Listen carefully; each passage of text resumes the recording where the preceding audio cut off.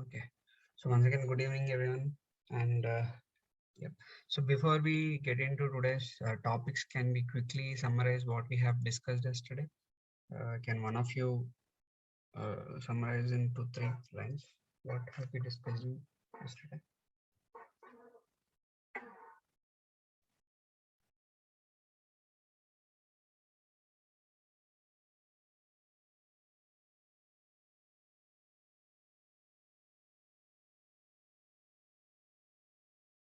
Anyone? We talk about the stack and heap, and then object creation. Mm-hmm. Yeah. Okay. So how can we create an object?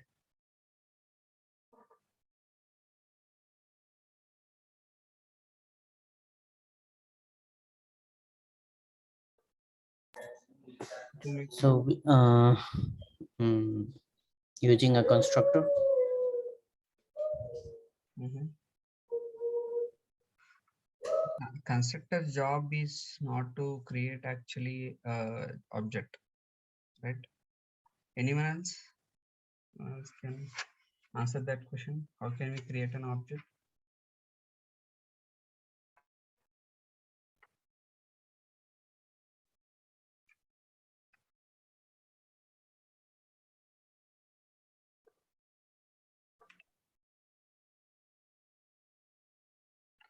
So basically, whenever we what is a class, which is it's nothing but it's a template for an object, right? And every object in terms called as an instance of class, and in Java everything is class, and to encapsulation we achieve using classes in Java. So where we bind the code and data together, right?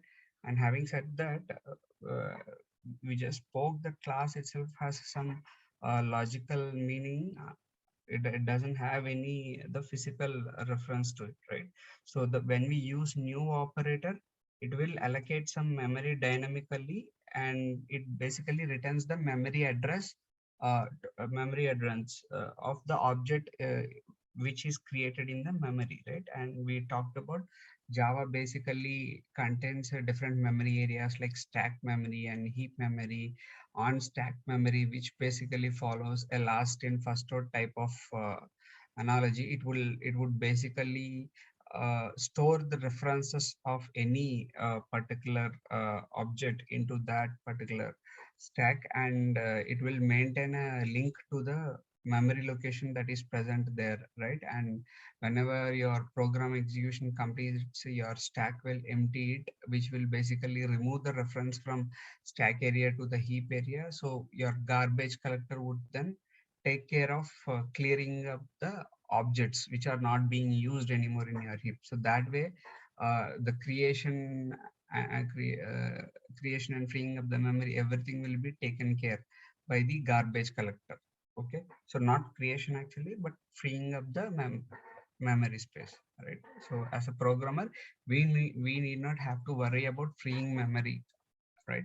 And then we spoke about the class syntax in general, where we saw it would contain some instance variables and also some methods, right? And using dot operator, once we have created object using new, uh, so using the dot operator, we try to access the instance variables and the methods, right? Like if you remember yesterday, we were using the dot operator like this, right?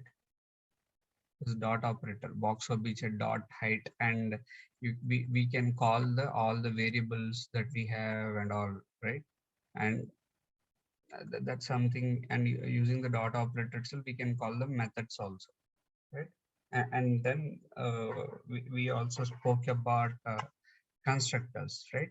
So basically the job of constructor is to initialize your your particular class, probably the methods in it, right, to some default variables, default values, I would say, like for example, integer, the default value would be 0, which we saw yesterday. So because when you're allocating memory, you need to initialize it to certain value, right? And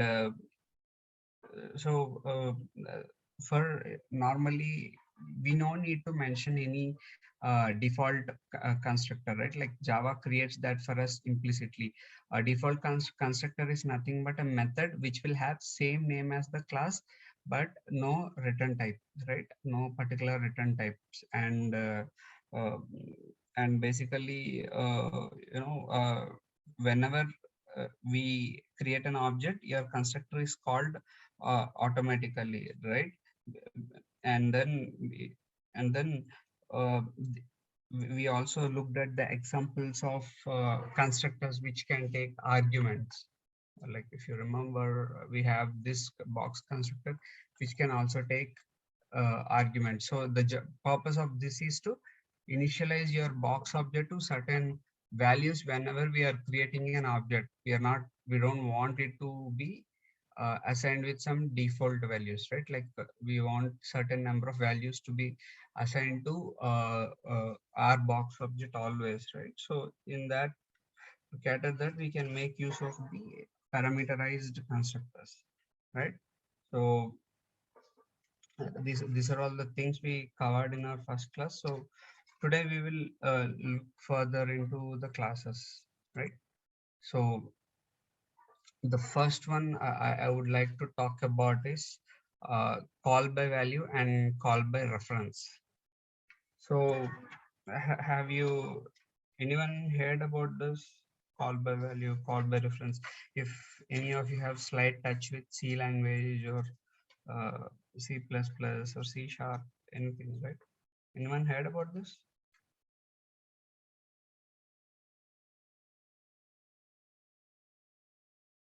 Okay, I'll just take a small example and we will try to understand more from that, right?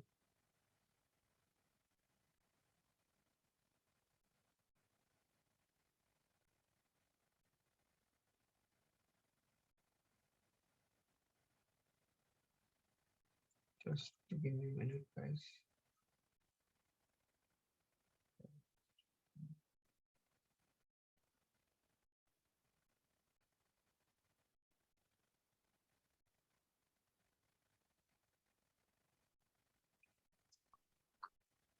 Anyone heard about this or not at all? Completely new to call by reference and call by value. So probably I'll just take some example and okay, I think I got some. Yeah, I'll take some example and probably it would make some sense. Okay.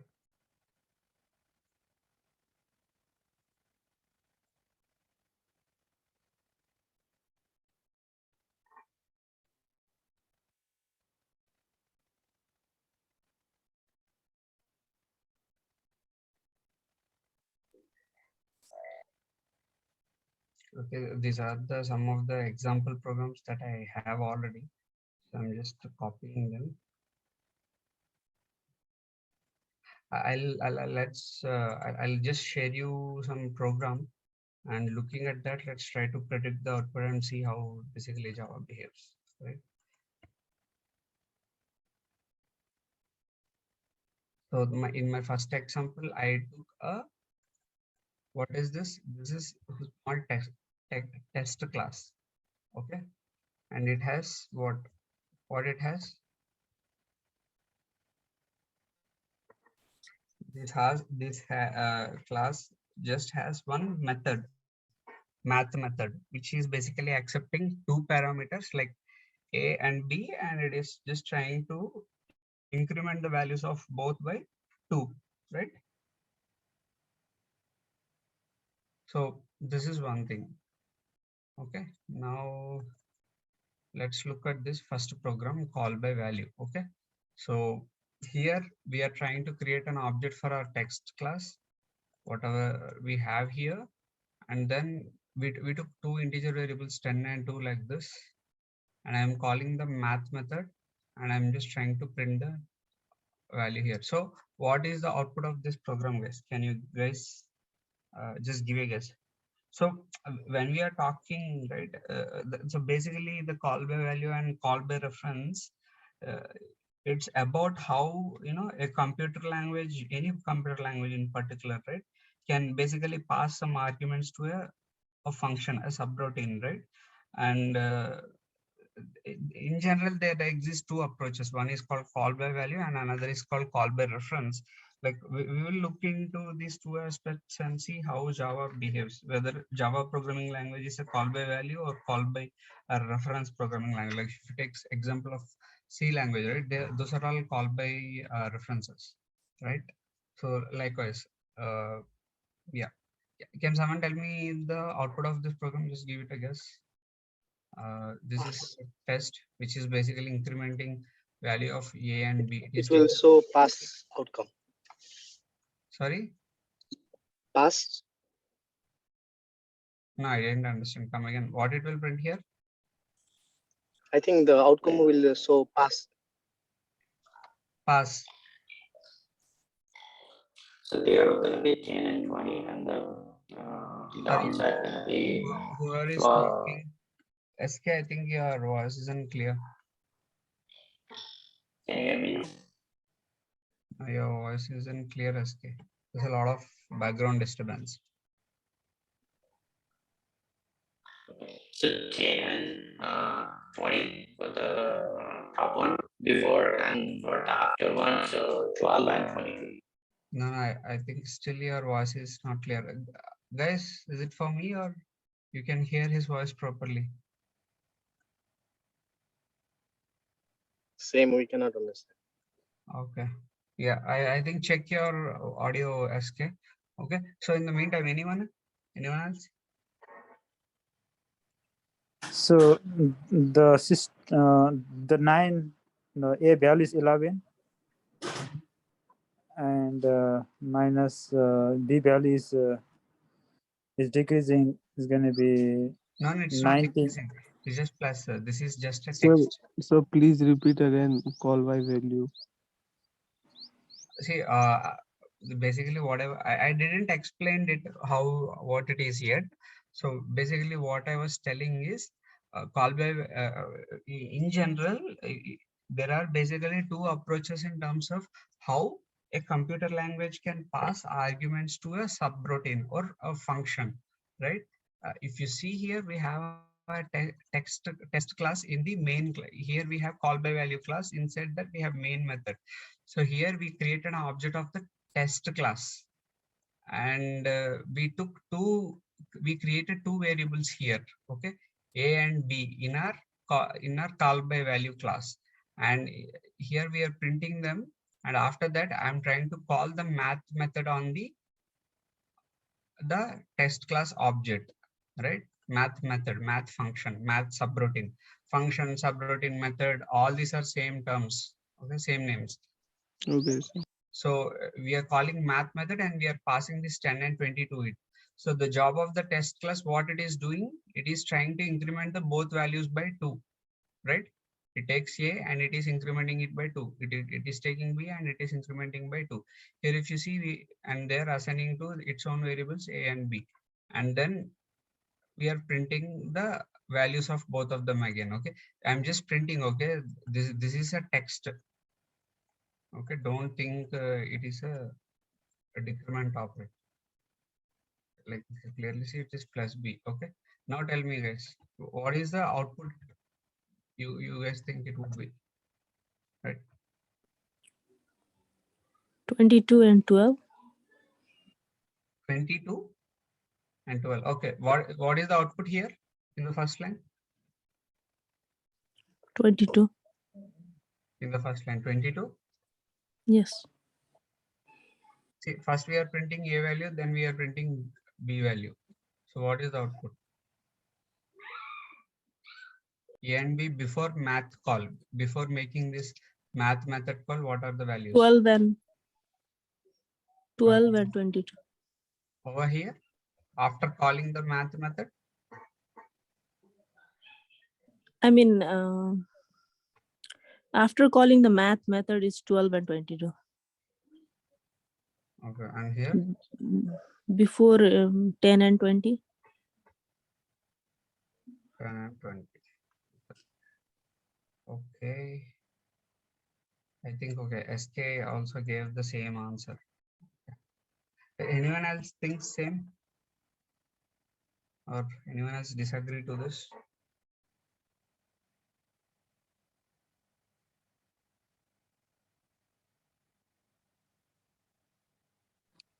So I think so. It's already declared. So it's, number 9, A is 11 and B is 21. 11, 21. How come?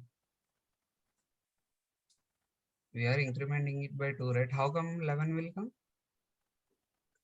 Because so it's already the declared. So A is equal to 10, B is equal to 20. So it's declared before the is declared before the value. No, Then it is not decrement operator. That's what I'm saying, right? It's just a text representation. If you see, it's just plus B. I'm just printing the value of B as is, and I'm printing the value of A as is. If you see here, I'm printing the value of A and value of B as is, and then I'm calling the math method of the text class, which is basically, it is accepting these two parameters like 10 and 20, and there here it is getting incremented. And what would be the output after calling math method? I'm just trying to print the values of A and B again, how they are changed, right? It's a simple program, right?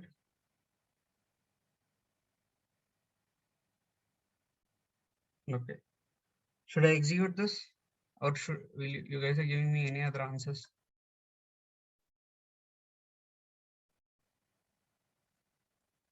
Okay, let's execute this.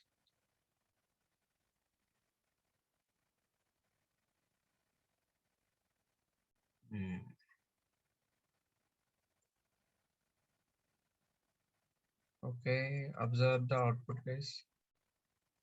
So what is the output?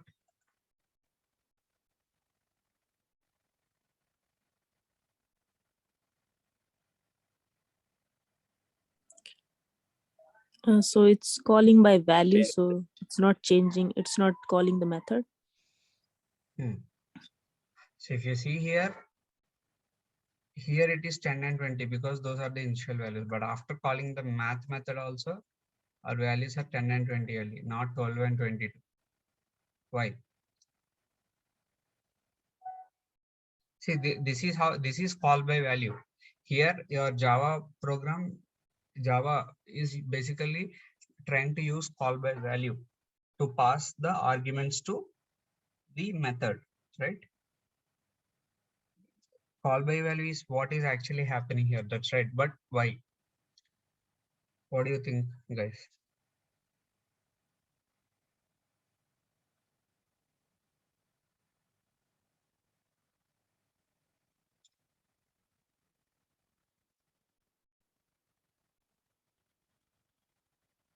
Okay. See, if you basically try to understand, when you call this method A and B, we are passing the copy of the arguments. Okay, and the receiver class, which is test class, and this particular method which is receiving the arguments. So whatever it is doing here, it will not have any effect here. Okay, this is a different program. Here we have created two variables A and B, and this is a different class. Here it has its own variables A and B. This A, this B are variables local to this test class. Okay, and changing these variables will not make any effect here. Okay, we are changing these variables, and these variables are not the actual variables in our this class, right? These are not the actual variables. A copy will be passed to the arguments of that particular method. Okay, so that's why you see the increment here. The value of A would definitely become 12, and here it would definitely become 20. But this is specific to test class. And once the execution of this particular method is over, these variables are destroyed automatically. And here execution is not completed. The execution is this particular line, right? So, and once you come back here, there, yes, again, it will look for the 10 and 20 and it will basically give you the output, which is like 10 and 20, right? Not 12 and 22. Understood, right? Now, I'm just taking a similar, I'll take another test2 class from here.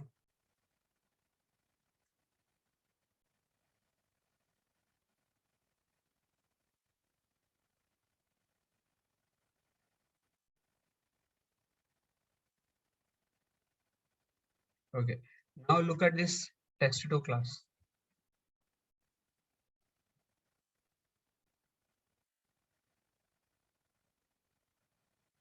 So what do we have in this test2 class?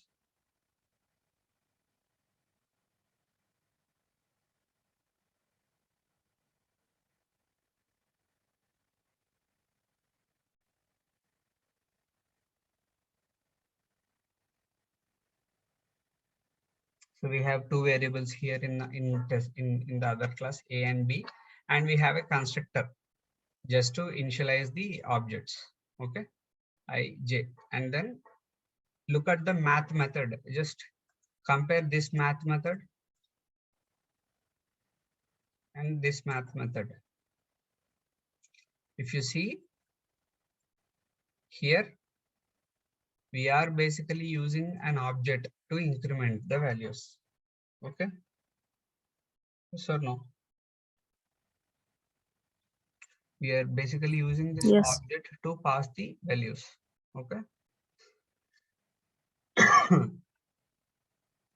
But if you see here, we are not passing object as an argument. We are passing the primitive data types as an argument. Okay. Now the only difference is here we are passing the object, and here I'm doing the same thing. Okay. I'm created a new test class object OB test, which will have initial values as 10 and 20, right? So using this constructor, okay, these values became 10 and 20 automatically. A is given 10 and B is given 20. So these values will become 10 and 20.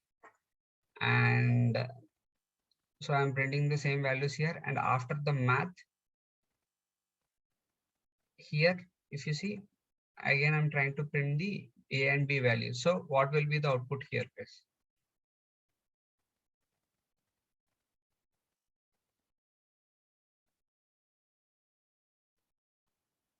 What will be the output?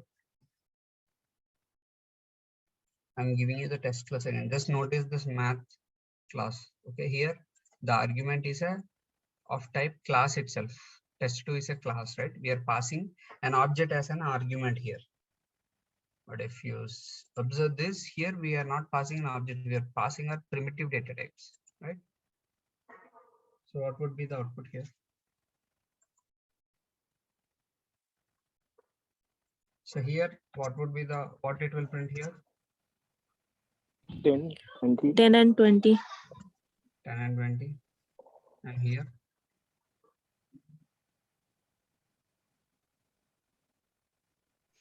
I think 10 and 20. 10 and 20. Okay. Any other answers?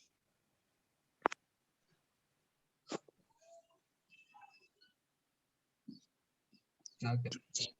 Let us just execute this. Okay. I am running this program.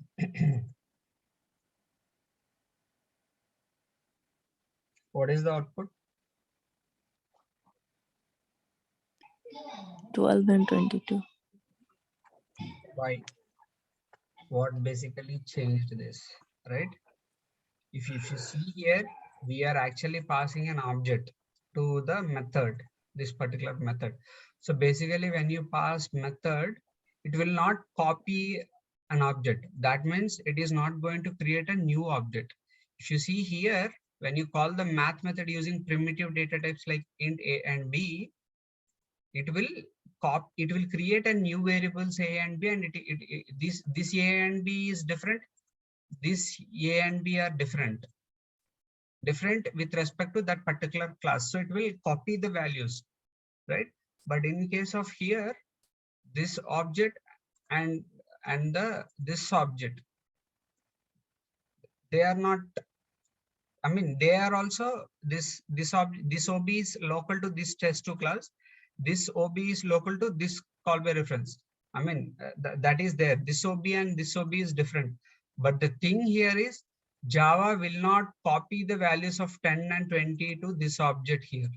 It will pass the memory address of OB to this OB. Okay. So this OB will have some memory address, right? Remember when we just print OB, I'll just run this again. So this memory address is there, right? This memory address is copied onto this OB, okay? So when we use this memory address, at this memory address, it will hold values 10 and 20, okay? And when we increment it, this value will change to 12 and 22. And when we try to print the values which are present at the same location, then 12 and 22 will come, okay? So this is called call by reference. So in case of call by reference, we are actually passing the memory reference of that particular object to the method argument. You are not copying the values of that particular object to the other object. You are just passing the reference of, so it is basically working like this, okay? So you created your test2 object here, okay? Test2, or let's assume it's an OB object, okay? OB object, which you are seeing here, which is this basically, right? This OB object, and you gave it 10 and 20 values, right? So it will have the values 10 and 20. Okay. Now on the stack, right? You will have this OB.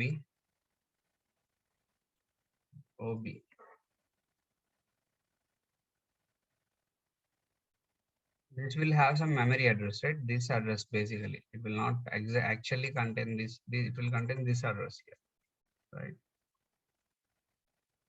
So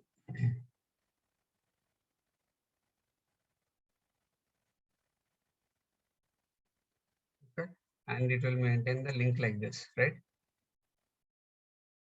So this one line of program, this one line will do this much thing in the backend, right? And when you are calling this math.ob, your test class 2 is also using another object OB, right? So your stack, another object will be created here, okay? Another OB object, okay? Another OB object is coming here. But here for OB, we are passing the memory address. We are not copying. If we are copying, what it will do, it will create another thing like this, right? 20, and it will create a link like this. If it is call by value, this is what it will do, okay? But here it is working as call by reference. So that means it is passing the existing memory address of previous object to this object. So this will also point to the same link, right? So here what will happen? 10 and 20 will be there. So in this particular object class, we are trying to increment both values by 2. So this will become 12, okay, and 20. Now what will happen? So this object, the values to 10 and 20, and this object, it is also pointing to same memory reference. It changed the values to 12 and 20 here. Okay, it is changing the values to 12 and 20 here. And after this method, this execution is finished completely. Of test2 class execution is finished. This math object is being execution is finished. So what will happen on the stack? This variable will be removed. Okay. When this variable is removed, this link is also will be removed automatically. Okay. this particular ring. Now, but your garbage collector will not remove this because this memory location still has this link to the stack, right? So this will not be removed. So that's the reason when you print this OB values, you will get 12 and 20 because the modification is made on same memory area. But whereas in case of call by value, it will create a different copy of it altogether, which is happening in case of the primitive data types. Okay. So these primitive data types. So by this, we can conclude Java works as both call by value and call by reference. But in context of primitive types like integer and all, Java works as call by value. And in case of the objects, right? In case of when Java basically passes objects as an argument to method, it basically works as what? It works as call by reference, which is basically an argument. It will pass the memory reference of that rather than copying and creating that object altogether. Okay, understood, right, guys? This is really important concept, and they'll ask you guys this in interview. Okay, a lot of beginners they So get basically, confused with on it. the second one, the call by reference one, we have created an object, so that's why it's calling the method. Since it has created a memory, but in the first one we haven't created any. We didn't call the object. It's just the call by. We didn't create the object, so it did not call the method. Yeah, Right? integer is not an object, right? They are primitives. See, even here also memory will be created. For primitives, Java will take care of creating memory. We don't need to use new operator there. Understood, right? Yeah. For primitives, it will simply assign to for primitives, how the memory allocation will happen same way. If you see, it will go to heap area and it will create two small values like this. Okay. And this will contain 10 and this will contain 20. Okay, and on your stack you will have both A and B. Okay, here A and here B. Okay, so the same way it's happening, but Java is taking care of creating that. In case of primitives, we don't use new operator. Okay, understand the difference. So this is how it will be done. But when you call the math method is also using two A and B variables, right? So it will contain another two A and B variables here. Okay, so A and B. Okay, but in case of call by value, this link will not happen. Okay, when you're passing in the method arguments like this, if you see, I'm calling math method and in the arguments I'm passing A and B values. So when you call like this, it will not pass the memory reference. It will just pass the copy of the value to the A. So this will not happen.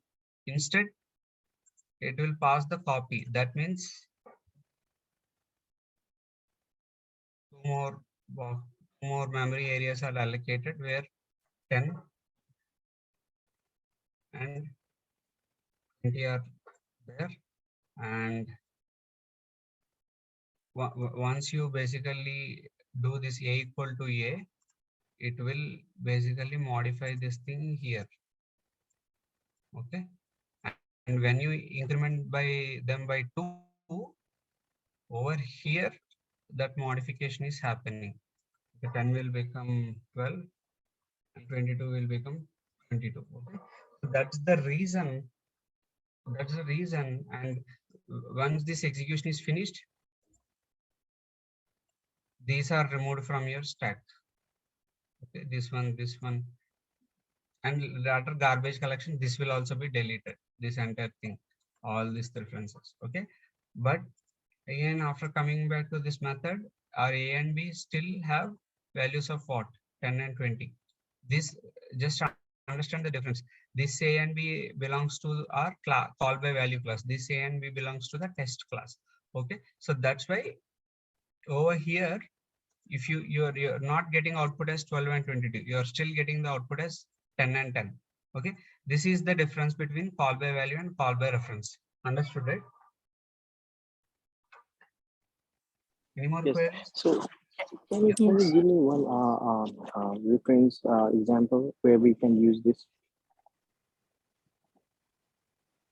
Where we can use this in the sense, see, I'm just telling you how Java will work in case of primitive data types and in case of objects. So accordingly, you need to use it. You got my point, right? See, like you are writing a real world program. Let's assume you're writing some real world example, and in one of the method, you are passing the object as a parameter like this. So when you see here, the state of object is getting changed, the values are getting modified. So you shouldn't assume, when you write as a programmer, you shouldn't assume that the changes will take effect or not. You shouldn't think like, okay, don't think that the changes won't take effect, right? Here, whatever changes that are being in that method, changes will happen. So accordingly, you should write your programming language. I'm just basically telling you what is happening. So when you decide some logic, when you have certain functionality, you handle it accordingly. You understand that when you pass object as an argument, the values are getting modified. So you still shouldn't expect 10 and 20 here. You should expect the modified values. Understood, right? Yes, thank you. Got it. It's just a conscious thing we need to be aware of. So as a programmer, we will be using it consciously, and we will try to understand difference between the both call by value and call by reference when we are passing something as an input to arguments to a particular method. Okay. Okay. Having said that, now let's talk about recursion. I have been telling, right, what is recursion? I think in our when we were discussing the factorial program, we were talking about the most efficient approach, and I told you recursion is the most efficient approach. What is recursion?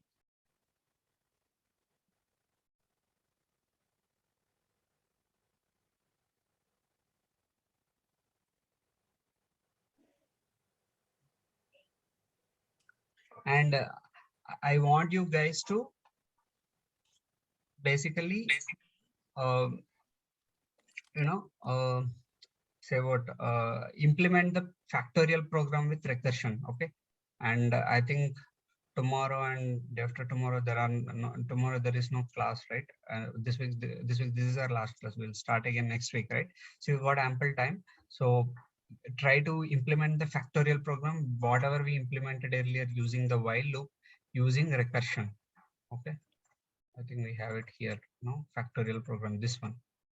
Initially we implemented using while loop, right? So now try to implement the program using recursion. So but what is recursion? Look at this slide here, this slide, and tell me what you observe. This particular small diagram, right?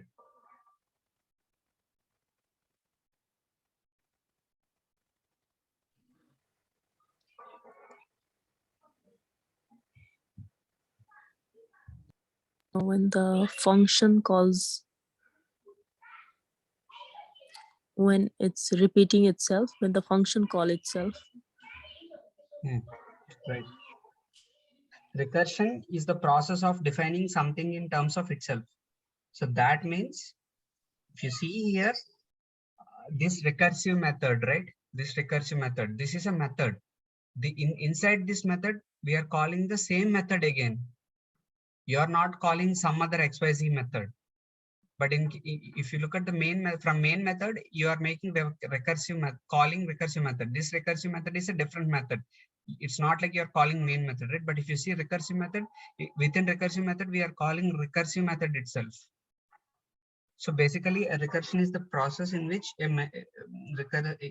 it's basically defining something in terms of itself. That means a method is any method that you can take, right? If it is calling itself, it is said to be recursive, as simple as that. So like, for example, in this method, if I want to make this recursive, how can I make this method recursive? Is this method recursive or not? Tell me, math method. No. So if I want to make this recursive, what should I do?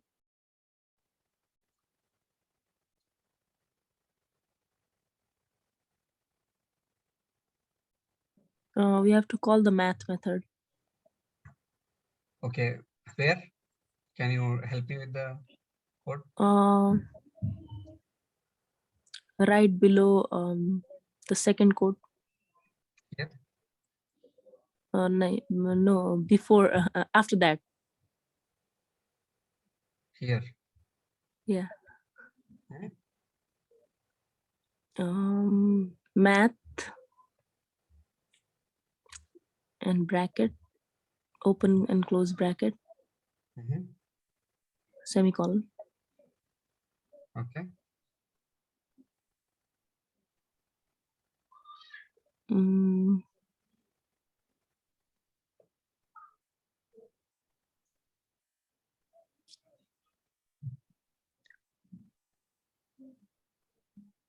Anyone else can add to Varsha? Inside the curly braces? Okay, I think someone sees the problem writing it outside. SK. Why? Shouldn't we be writing here? I said inside Right, the curly inside, braces yeah. method. Okay, here. Okay, inside this? No, inside, he's saying inside math, inside the curly braces. Oh, here is it? Yeah. Okay, tell me what should I write? Same math and then small bracket and semicolon. Should I delete this 11th line? Yeah. Okay, I have deleted. But still it is giving me error. The math method is taking 2 arguments, no? So you should pass some arguments. Oh, right. So just simply leave it like that. 2, 3. I mean, it is taking some integer values, right? Your math method is taking 2 inputs. So wherever you call math method, you should always give the inputs it is asking for. Okay. If you're not passing any inputs, then that means that is not this math method. That is some other math method altogether, which is obviously not present. So can we say this is a recursive, right? Yes or no? So here the math method is calling. So it will execute A and B, it will come to math, and it will again start from here. Again, it will go to A and B, it will increment, and again it will come here, it will increment, it will go on loop now. So using recursion, we can kind of achieve a loop sort of iteration sort of behavior. Yes or no? Yes. It will come Yes. here, it will assign these two values, you're calling math. Again, it will come here, it will assign A and B value, and again it will come here, it will come here, it will come here, and so on, so on, so on, so on. It is going on an infinite loop. Okay. How we should also terminate our recursion. Okay, like we can put some condition here, like if a equal to 5, then return. So when we call return, then it would call to the returner, which is wherever we are calling this math method. So from here we are calling, right, it will control will come here. Else the moment we call this from here, it will keep on calling this method, math method, continuously in a loop. It will go on an infinite recursive call loop. Okay, so that means using recursion we can achieve that loop kind of behavior. So that means we can actually refactor or factorial program into recursion. Okay, this particular program, which is basically using while loop, we can we can implement it using a recursion strategy like this. Okay, so this is a recursion, that's it, simple. And coming to main method, is recursion happening here? I'm calling math method here. Is recursion happening here?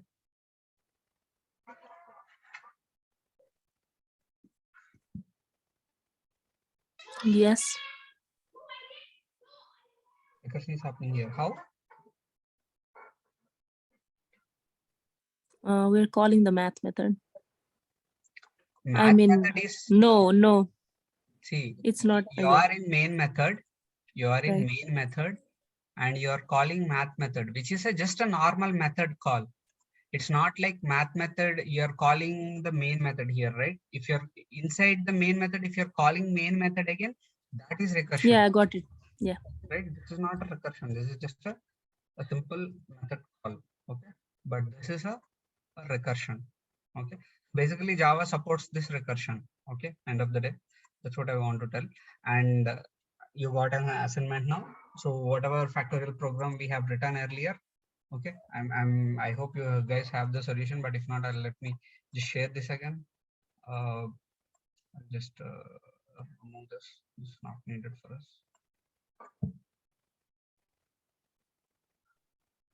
We just added something to demonstrate our understanding of break and loop, right?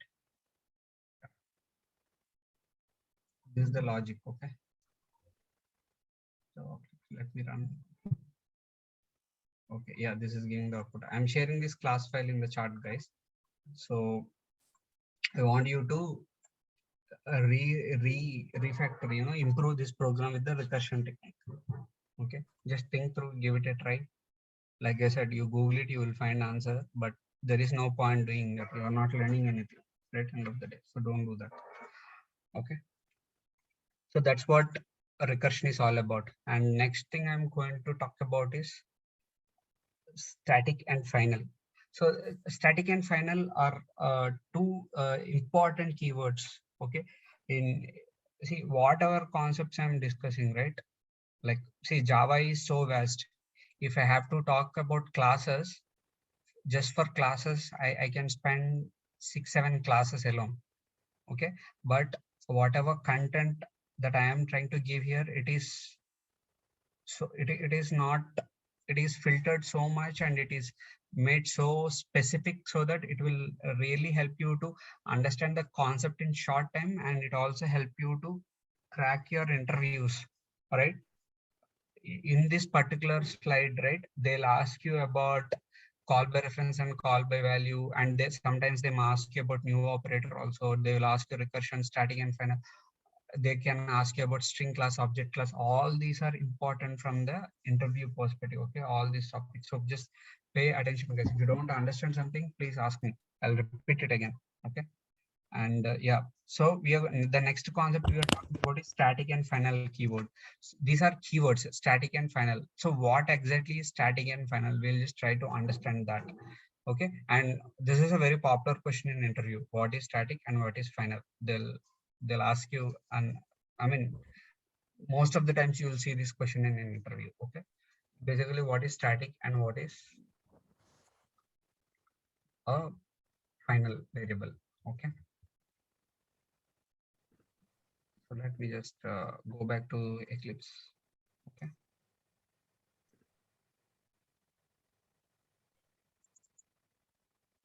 So I'm just taking one small class.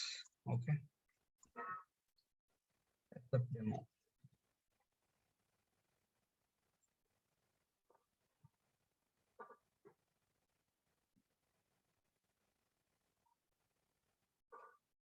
So static and final are basically keywords, right? Keywords in the sense, you can add it in front of variables or methods or classes, anything for now. Okay. For example, integer, we have a and its value is 10. Let's assume that. Okay. I'll just do sysout. I'll say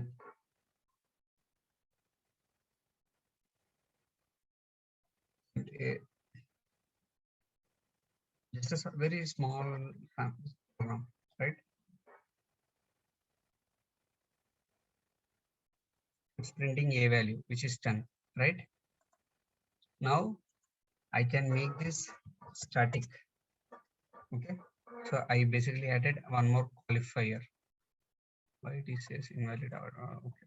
See, actually we are inside a static method, no? So by default, whatever we create is already static, I think. Yeah. When you are, this main method is static. Okay. So that's why probably I'll explain you the final keyword. Okay. So just before that, I can come here, I can change this value, right? I can re-initialize that value to 15 and I'll just print here. So what is the output on line number 7 and what is the output on line number 11? What is the output here? 10 and 15. 10. 10, 15. 10 and 15. Well, that's right. It's simple program, right? Now, that means what do you understand by this? Once we create a variable and once we give it a value, we can always modify it, right? At some point in our program. Yes or no? Yeah, depend on the object. Right. If I made this final, what happened? Something happened. It's throwing an error here. What does it say? It will restrict the. Sorry? It will restrict it. Yes. So basically, when we put a final keyword, it will restrict the modification of this value A. That means if you're trying to modify the value, you just can't do it. Final means final. That's it. You gave me some value. That's it. That's it. You can't even touch it or you can't even modify it. Okay. As simple as that. Right. But what about static? Okay.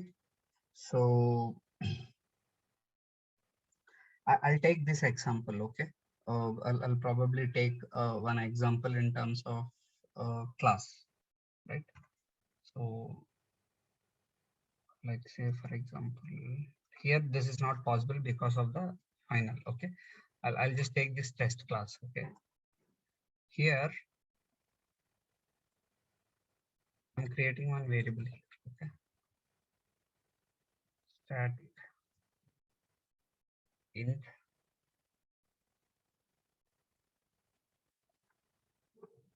C.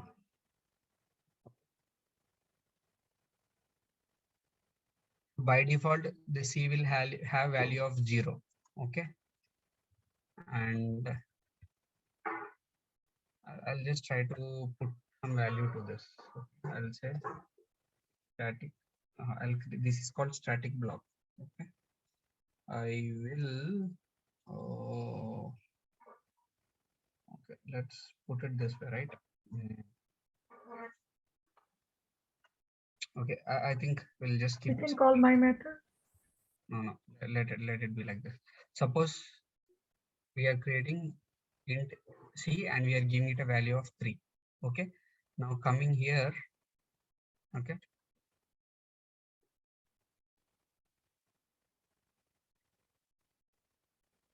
I will create an object of our test class first. Okay. Test class test object equal to new test, right? So I'll print the value of C here. Print C.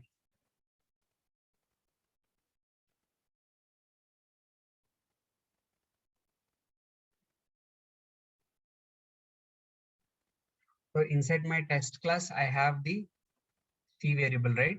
And if I want to call this, how can I call here? If I want to print the value of C here, what should I do?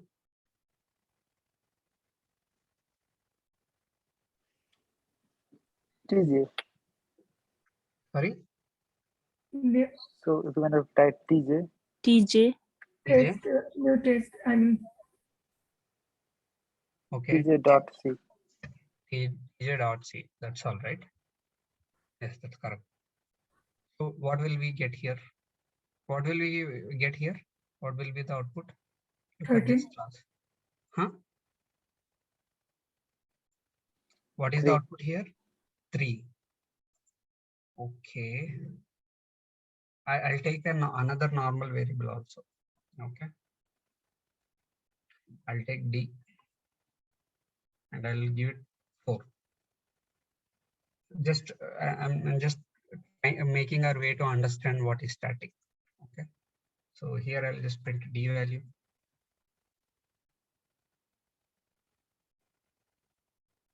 printed D. Okay. So what will be the output here and what will be the output here? What it will print? 3. 3 here.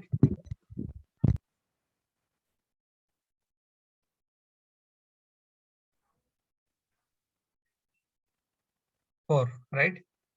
Because we initialize it to 4. Yes or no? 3 and 4, right? Let's just execute this. You can see it for yourself. Okay, 3 and 4, right? Now let's try to do something. I'll create another object of tj. Okay, tj1. Let's assume it's tj1, and I'm just trying to print the same here. What will be the output here? tj134. Yes, tj1.c, tj1.d, right? So what will be the output here? I'll say tj1. Okay. 1. So what will be the output here, guys? Again 3 and 4. Again 3 and 4. That's right.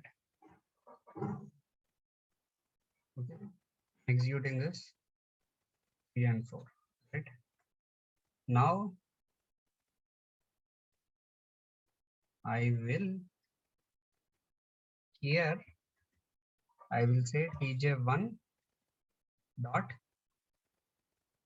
c, okay, equals to 5, okay, and tj1 dot d equal to 6, okay, and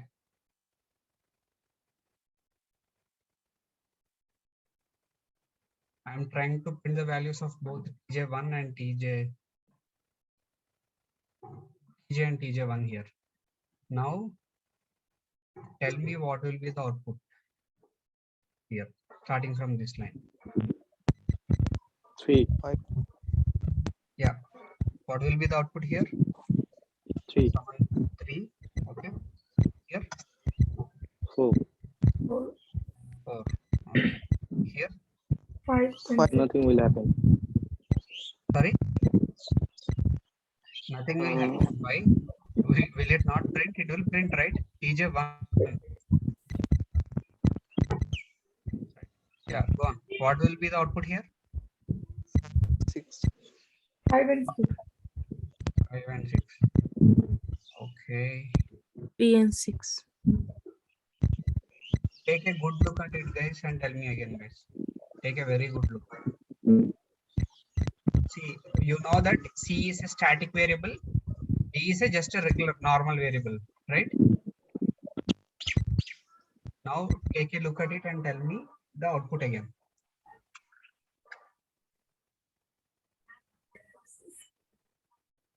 Static variables cannot change that stuff. If it is final, what you said is true. This will ultimately create an error. Okay, but our c is not a static variable. It is a static variable. It is not final variable. So what will happen? Then 3, 4, 5, 6. 3, 4, 5, 6. So everyone agrees to this output? 3, 4, 3, 6. 3, 4, 3, 6. Okay, that's an interesting answer. Okay, I'll just note this values here. Okay, someone said 3, 4, 3,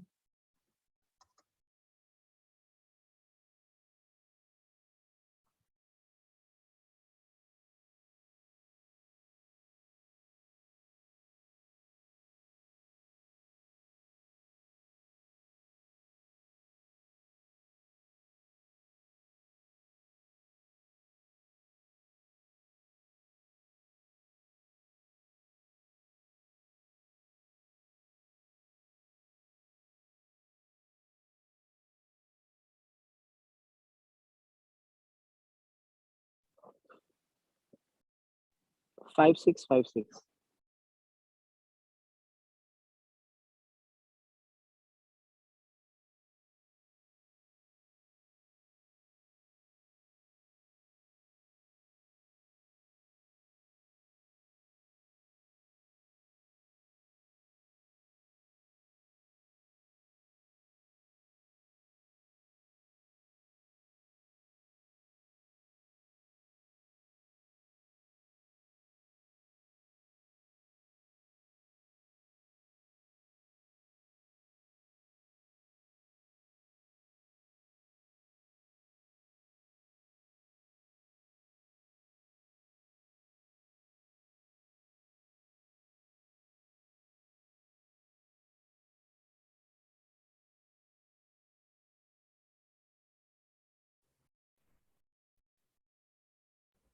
We lost.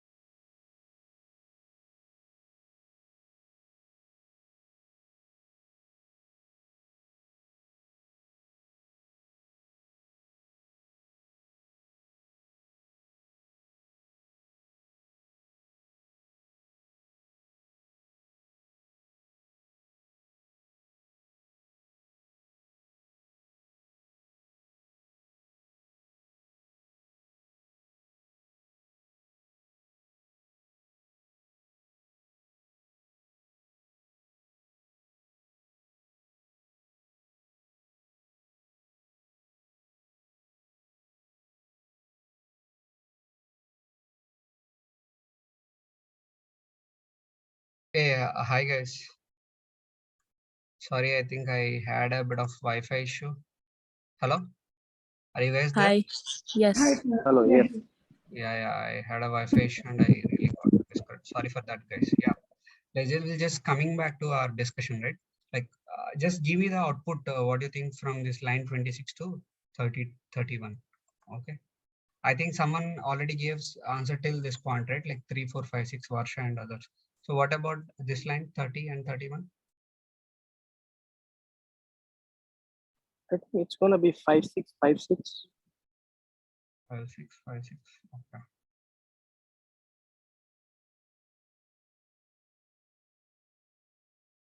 Okay. What is the output here?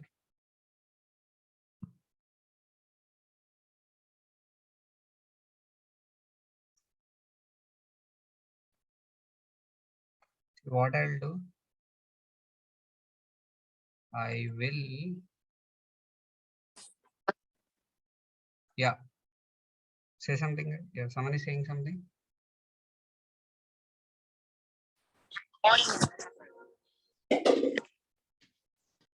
Yeah, go on, guys. Someone is saying something.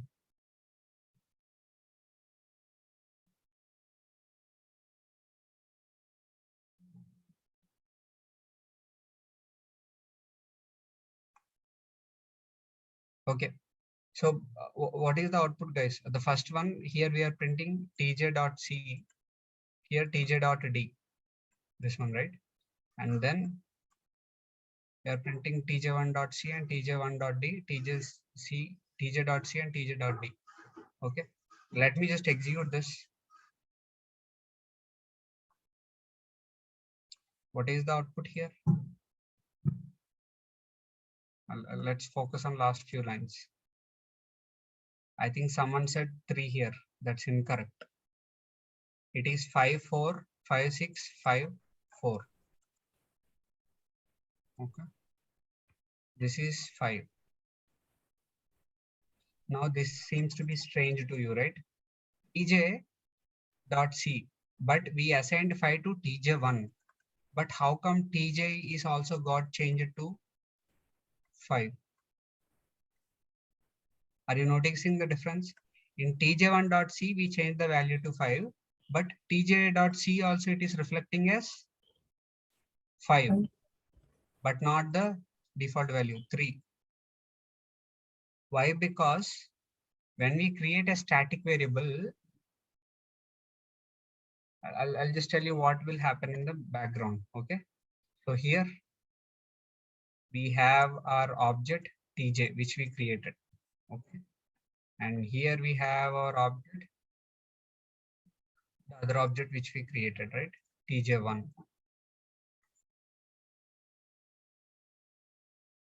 tj1.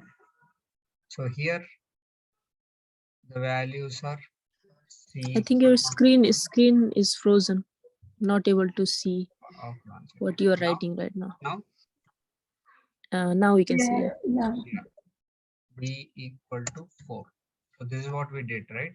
And here also we have c equal to 3 initially and d equal to 4. The same thing was happening, but what we did at later point was we modified the values of both. Within tj1 we modified the values to 5 and 6, right? So that means here we modified this value to 5, right? And this value we modified to 6. This is what we did, right? This is your understanding, no? Yes or no? And when we print the tj.c here, obviously we would be expecting 3, not 5. But why 5 got printed here? Okay, I'll just comment the previous statements for it to be clear. You see, previously it was 3, 4, 4 only. Yes or no? Right? Previously it is 3, 4, 3, 4. Without any modifications, if we try to print both, it's 3, 4, 3, 4. But now if you observe, wherever you're printing C, there it is printing 5 only. Even in case of tj and tj1 also. Here it is tj. These are tjs and this is tj1 and here it is tj. So this 5 change is also made here as well. Can we say that? Can we say? Even though we modified tj1.c, that modification came to tj.c also. Do we agree or not? That is what happening, right? We just changed tj1.c, but when we print tj.c, its value, instead of having it as 3, it got changed to what? It got changed to 5. So can we say that when we modify tj1 value, tjc value is also got modified? Yes or no? Can we say that, guys? Yeah. Yes. It is because of static. Okay. So what happens is when we create a static variables are not allocated within that object space. Okay. So variable C will not be created actually here. Since variable C is a static, okay, it will be created outside a different memory area here. Here it will contain the value of C, okay, which is 3 initially, and here it will have C, here also it will have C, or probably instead they will point to this. Okay, so that means for static variables there will be a single shared memory location for all the objects that we are going to create. So that's why even the initial it is 3, if you modified with tj1 saying tj1.c equal to 5, tj also took that change, right? So that means for static variable, the memory, you will have one reference, one single memory location for static is created across your entire, like if you have 100 objects, right? And if you have one static variable, if you make change in one object static variable, it will reflect across all others because it's a common location it is stored. It is not like D. D is a regular variable. So it will maintain its own, every object will maintain its own copy of the D variable. D is a regular variable, right? If you see here, D is a regular variable, but whereas C is a static variable. So see, Java, what does it do is for static variables, it maintains a memory creation separately. It will not maintain a copy within each object. That's why if you try to change the value, it will reflect across all the values. Understood, right? Yes. This is how static works. Okay. We will have certain benefits with respect to that. Okay. Like for example, you're creating a shopping cart. We can make it static, right? So wherever you make certain change, it will reflect immediately across hundreds of objects also. Okay, like say for example, take this example only. Suppose you went to Amazon and you bought something, like say for example, you're buying some iPod. Okay, sorry. Let's take any example, right? Like you're buying some AirPods, for example, right? Amazon only has 10 pieces of AirPods available, right? Now Varsha comes and she orders 5. Okay. What should happen? What should happen now? Amazon will have only 5 there. 5 will be available with them, right? Now again Ashish comes, he orders another 5. What will be available with Amazon? 0. Nothing. 0. Now again Asha comes and she orders 5. Will we able to she place order for 5? No. What it will become? Out of stock, right? So how can we, in a real time, how can we change the status of certain variable across multiple objects? Here Varsha is an object, Asha is an object, Ashish are different objects, right? But the quantity of AirPods available equal to 10, I'll make it as static, so that whenever someone is trying to place an order, it is getting decremented in real time and you will automatically see the change and you will not be able to, you will not be able to, place that order again. If at all that quantity is not static, what will happen? Asha will assume there is 10 quantity, Ashish will also get as 10 quantity available, and Varsha will also get a 10 quantity available. Then it's a problem, right? Yes or no? Yes. So this is one real-time example where we can use static. If you want certain values to be as and when they are modified or reinitialized or done something, if you want to reflect it across all the objects accessing that particular variable, then it's better to make it static keyword. Okay, static means static. If you change it, it will accept the change, but it will reflect the same value everywhere. That is called static. So this is the difference between static and final. Okay, final means I think you guys already understood what is final. If you say equal to 5, okay, static variable you can keep changing, okay. Static variable initially you can give it some value, okay. Like now I created another variable e here, okay. So when creating class you give 3, 4, 5. This value you can change it any number of times.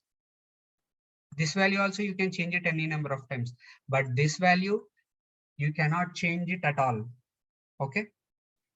And if you have 100 objects, each object will have its own value of d, okay. Like first object will have 4, second object can have its own modified value like 5, third object 6, and so on. Each object can have its own value. But whereas coming to static, all objects will have same value, which is c equal to 3. If one of the object is changing that value to say 10, that 10 will reflect in all the 10 objects automatically, right? Because it's a shared thing. And if you look at the 7, even though if you try to change it, it will never change. It will remain 5 all the time, okay. It's just like a constant thing. Understood, right? Any queries, guys? I think we'll stop here. We are already over and above our scheduled time, but have you guys understood the difference between static and final? Yes. What I'll do, I'll share these 2 code snippets for you. So just try to make it work. Okay. I'm just sharing these to you classes to you guys. Okay. Just have a look at it again. I'm sharing all the Java classes that I used today in our explanation, call by reference and call by value, and the static one especially, right? So I want you guys to go through it, experiment it, try to modify and see how the values are behaved, and just try to understand that. Yeah, just do that exercise. And like I said, implement the factorial using recursion. Okay. Any more queries, guys? Sir, I need 2 minutes. Yeah, go on. Now,